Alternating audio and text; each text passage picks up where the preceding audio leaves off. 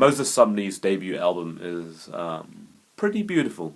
Yeah, it's beautiful. Musically, this thing is a really soulful, lavish, and serene record with Sumney's falsetto vocals elegantly soaring over the instrumentals. Actually, on second thought, I wouldn't say soaring, they're actually very close to the mix. In fact, at times it sounds like they're like right next to you. So maybe not soaring, rather just like...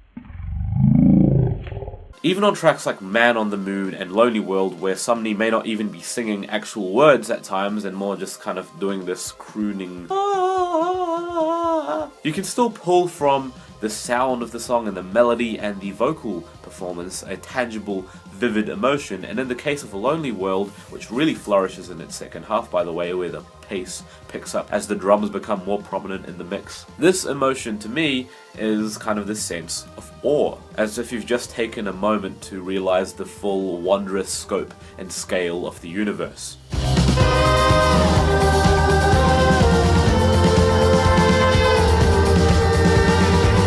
This existentialist theme comes back during Doomed, and all the questions asked on this track really bring up this sense of uncertainty about fate and your placement in the world and existence, with the image of the idle hearts. I actually wish this theme and the concept of this track was continued or explored more on this album lyrically. I feel it could have made for some really introspective and deep thoughts that really throw the old brain muscles for a good jog. Though at one point we instead get a song like Make Out in My Car, a song about, well, you know. And instrumentally, this thing really does flourish. It's an incredibly diverse album for what it is. It may be really lush and serene and at times kind of on the ambient side of things, but like texture-wise, it has got like so many weird guitar sounds and tones. I love how during the first 30 seconds of Lonely World, it's a very dense composition. You hear like a plethora of layers of different guitar tones and sounds and melodies over each other.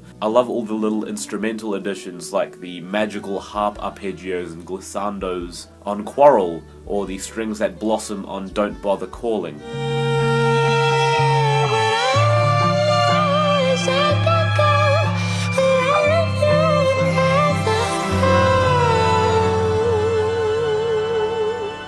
Plus, the more hushed and subtle cuts like Doomed and Indulge Me show that not every track on here has to be grandiose to be considered a highlight. My only gripe with this album is, it's just very short.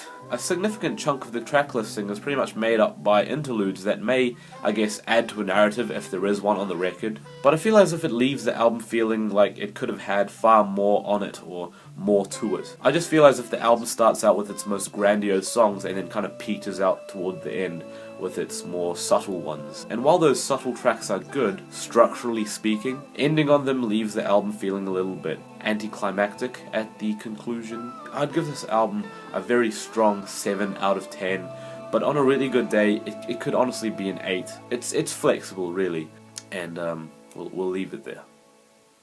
Check this out. It's good.